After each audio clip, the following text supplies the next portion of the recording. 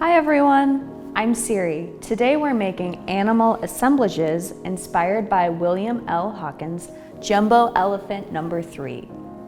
William L. Hawkins was a self-taught artist born in Kentucky on July 27, 1895. He signed his paintings with his birth date.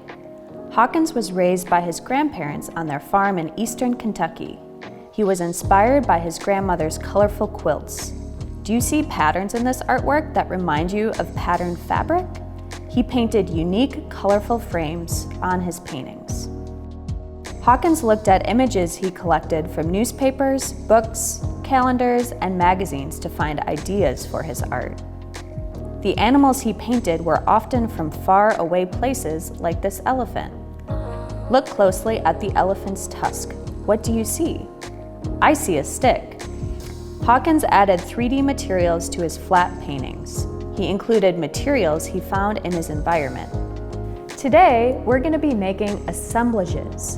We'll combine different materials together to make an artwork. I'm going to make a blue-spotted salamander. I remember seeing a blue-spotted salamander in a northern Wisconsin forest when I was very young. I've only seen one once in my life, and I was so excited to discover it. Is there a creature that's special to you? I'm using oil pastels, tacky glue, a glue stick, 2 different kinds of thick colored paper, scissors, some found material like tape, and foam. I'm using foam visor scraps that were donated to the studio. You can look around your environment for scrap pieces and tape to make 3D elements in your assemblage.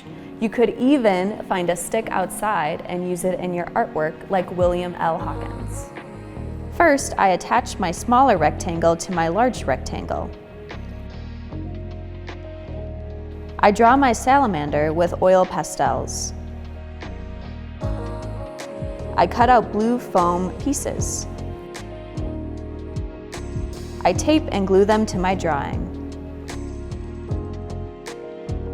I decorate my frame like William L. Hawkins. I hope you enjoy making your own animal assemblage at home or here at the museum. Bye.